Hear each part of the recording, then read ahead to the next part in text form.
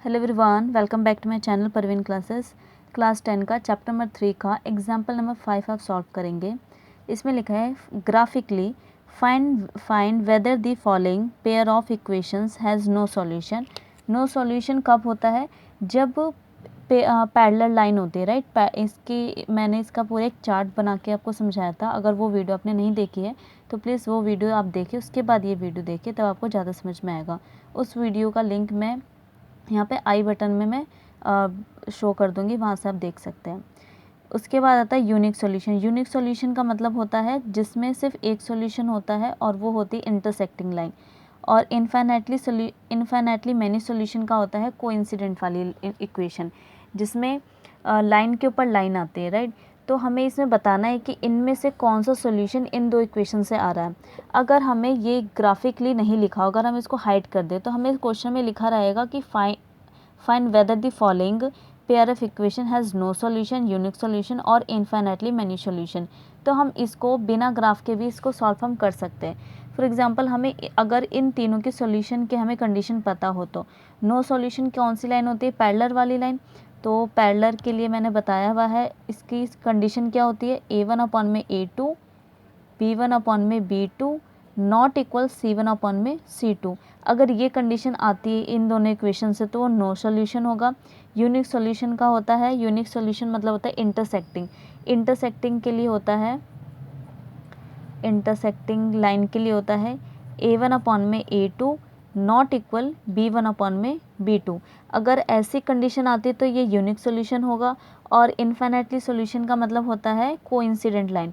तो coincident line कौन सी होगी? जिसमें a1 अपॉन में a2 इक्वल है b1 अपॉन में b2 इक्वल है c1 अपॉन में c2। तो ये अगर इक्वेशन आती है, ये कंडीशन आती है इस इक्वेशन से, तो ये होगा इन्फिनिटली मिनी सॉल्यूशन, मतलब कोइंसिडेंट लाइन, राइट। तो हमें अगर डायरेक्ट हम a1 a2 से यहाँ से निकाले तो हमें डायरेक्ट इससे पता लग जाएगा। बट ये इस क्वेश्चन में पूछा है ग्राफिकली बताना है। ग्राफिकली का क्या मतलब है? ग्राफ में इसको रिप्रेजेंट करके बताना है। तो पहले हम इससे निकाल लेते हैं, उसके बाद मैं ग्राफिकली भी बता दूँगी। तो हम इसके पहले a1 a2 b1 b2 निकाल लेते हैं, राइट। तो पहले हम इक्वेशन लिख लेते हैं। तो हमारी पहली इक्वेशन है ये, सेकंड इक्वेशन ये। तो अगर हम इसमें से a1 a2 इसमें से तो सिंपल वे में निकल जाएगा, बट इसमें क्या है, डेसिमल वाले नंबर आएंगे। तो इससे अच्छा हम इसको पहले इसका 5 का एलशियम ले लेते हैं, उसके बाद इसको सॉल्यूशन बना लेते हैं। तो इसके नीचे 1 लगा के एलशियम ले लेंगे 5। तो यहाँ पे आ जाएगा 1 की टेल में 5 बार आता है, 5 को 3 से मल्टीप्लाई करेंगे आ जाएगा 15x। यहाँ पे 5 की टेल में 5 1 बार, 1 को 24 से मल्टीप्लाई 24y प्लस 5 की टेल में 5 1 बार, 1 को 3 से मल्टीप्लाई 15। तो ये 0 हो गया। यहाँ पे 1 लगा के क्रॉस मल्टीप्लाई कर सकते हैं। तो इस पूरे का मल्टीप्लाई 1 से करेंगे आ जाएगा 15x minus 24y 15 equal to 0। 5 को 0 से करेंगे 0 ही आएगा। अब यहाँ पे हमें दिख रहा है कि ये 3 के मल्टीपल है। 3 के टेल 15 भी आता है, 24 भी आता है, ये 15 भी आता है। तो हम इसको लिख सकते हैं, 3 इसका कॉमन ले सकते हैं। तो यहाँ पे आ जाएगा 5x minus 8y plus 3। Sorry, यहाँ पे 5 की टेल में 5 1 बार आएगा, यहाँ पे 3 ही आएगा। यहाँ पे 3 है, यहाँ पे 3 है और यहाँ पे 1 आएगा। तो ये 1 आ जाएगा इक्वल टू 0। ये 3 यहाँ पे अपॉन में आके 0 के अपॉन में कैंसिल हो जाएगा। तो हमारा इक्वेशन क्या बन जाएगा? 5x minus 8y plus 1 equal to 0। अब अगर हमें जनरल टर्म में इसको लिखें तो ये आ जाएगा 5x minus 8y equal to -1। अगर ध्यान से देखें तो ये इक्वेशन एंड देन ये इक्वेशन दोनों सेम बन गई है, दूसरी इक्वेशन भी। अब इसके a1 और a2 निकाल लेते हैं हम रफली निकाल के देखते हैं कि इनमें से कौन सी कंडीशन ये फॉलो कर रहा है। तो यहाँ पे a1 अपॉन में a2, यहाँ पे a1 है 5 अपॉन में a1 है यहाँ पे 5, b1 अपॉन में b2 यहाँ पे है -8 इक्वल टू है यहाँ पे -8, c1 अपॉन में c2। c1 की वैल्यू है यहाँ पे -1 और यहाँ पे भी है -1। तो यहाँ पे a1 अपॉन में a2, b1 अपॉन में b2, c1 अपॉन में c2 सेम है सारे। इसका मतलब क्या है? a1 अपॉन में a2 इक्वल है b1 अपॉन में b2 इक्वल है c1 अपॉन में c2। तो ये कौन सी लाइन फॉलो कर रही है? कोइंसिडेंट वाली ये वाली लाइन फॉलो कर रही है, ये वाली। तो हम बोल सकते हैं कि ये लाइन क्या है, कोइंसिडेंट है, और कोइंसिडेंट वाली लाइन को हम क्या बोलते हैं, इनफाइनाइट मैनी सॉल्यूशन, राइट। तो ये वाली लाइन बनेगी, तो इसमें इनफाइनाइट मैनी सॉल्यूशन मतलब इसमें बहुत सारे सॉल्यूशन बनेंगे। तो ये हमने बता दिया इन जनरल टर्म में, अगर हमें ग्राफिकली ना पूछा जाए तो हम ऐसे में बता सकते हैं। अब इसमें क्वेश्चन आता है कि ग्राफिकली बताओ, तो ग्राफिकली के लिए हमें क्या चाहिए, इन दोनों इक्वेशन के कोऑर्डिनेट चाहिए। कोऑर्डिनेट निकालेंगे हम इसके, तो कोऑर्डिनेट निकालने के लिए हम क्या करते हैं, सबसे पहले x की एक जगह, पहले x की जगह 0 रख लेते हैं, y की वैल्यू आती है, y की जगह 0 रखते हैं तो x की वैल्यू आएगी।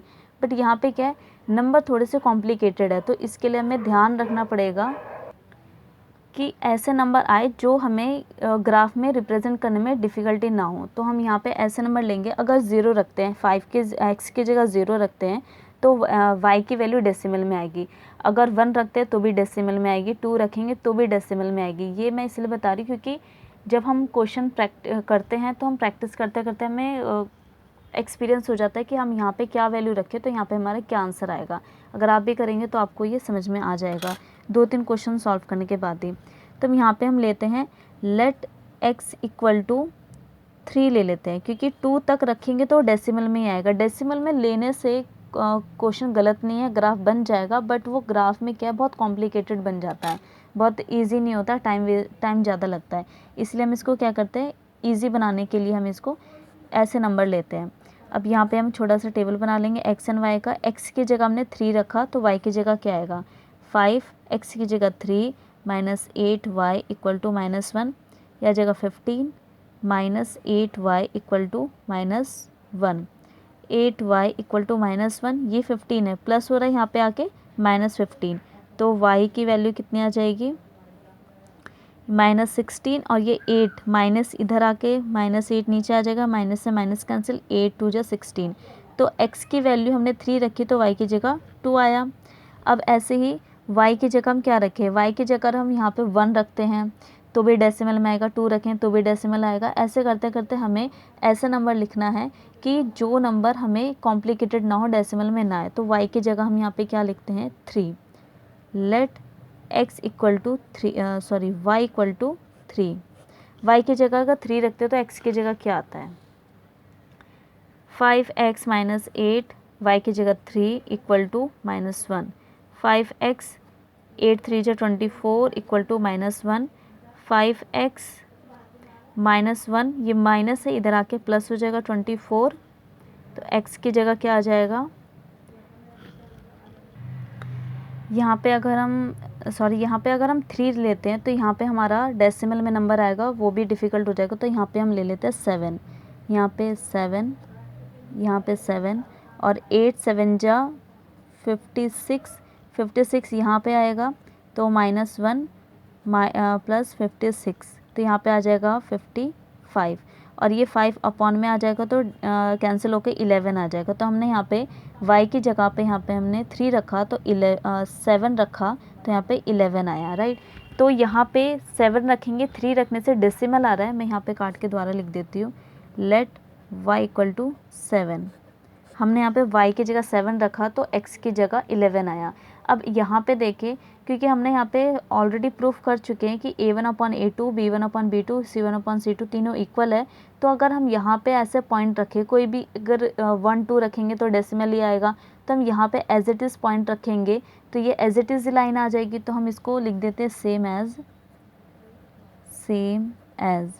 एज ए कोऑर्डिनेट बना देते हैं इसके द्वारा से, यही वाले, क्योंकि कोइंसिडेंट लाइन है, कोइंसिडेंट लाइन का एक के ऊपर एक लाइन ही आएगी, तो हम इसको द्वारा से ना सॉल्व करके हम द्वारा से यही लिख देते हैं डायरेक्ट कोऑर्डिनेट।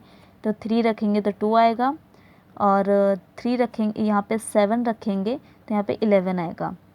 ये तो हो गया इस वाली इक्वेशन के लिए, अब हम इसमें ये भी देखते हैं कि अगर हम यहाँ पे और कोई पॉइंट रखते हैं तो क्या ये इसी के लाइन के ऊपर आता है या नहीं। तो हम इसमें एक पॉइंट और ले लेते हैं।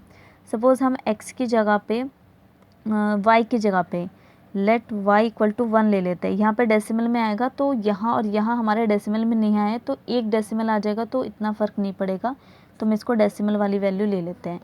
तो यहाँ पे आएगा 5x माइनस 8, 1 y की जगह, यहाँ पे आ जाएगा equal to -1, 5x minus 8 equal to -1, 5x -1, ये माइनस है, इधर आके +8, तो x की वैल्यू कितनी आ जाएगी 7/5।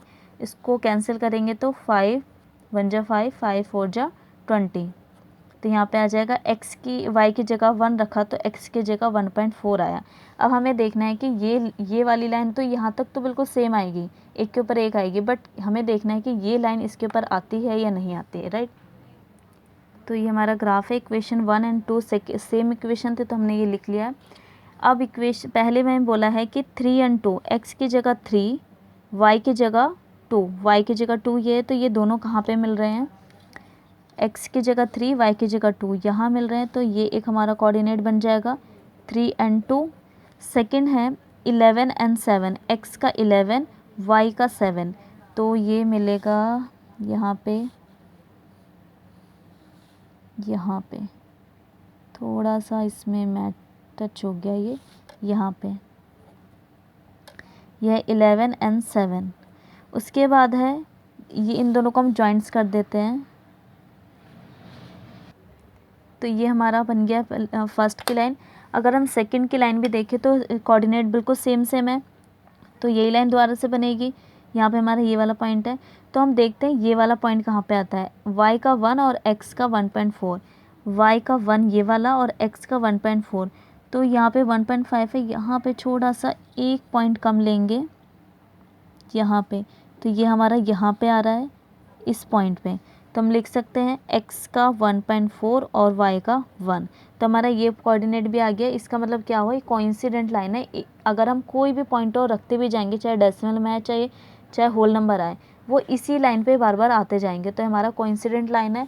और हमने पढ़ा था कि कोइंसिडेंट लाइन के क्या होते हैं, मेनी सॉल्यूशन, तो हम इसमें लिख सकते हैं कोइंसिडेंट लाइन, और ये क्या है, इनफाइनाइट मेनी सॉल्यूशन, राइट। तो ये क्वेश्चन होता है हमारा यहाँ पे फिनिश। इस क्वेश्चन में कुछ भी नहीं था, हमें सीधे सीधा 3 कंडीशंस दी गई थी, उन कंडीशन को फॉलो करके हमें बताना था इनमें से कौन सी किस लाइन को ये फॉलो कर रहा है, और हमें इसको फिर ग्राफिकली भी रिप्रेजेंट करके बताना था। अगर क्वेश्चन समझ में आया हो और ऐसे ही और क्वेश्चन आपको और समझने हो आगे, तो इसको मेरे चैनल को लाइक करें, शेयर करें एंड सब्सक्राइब करें। थैंक यू, मिलते हैं नेक्स्ट वीडियो में।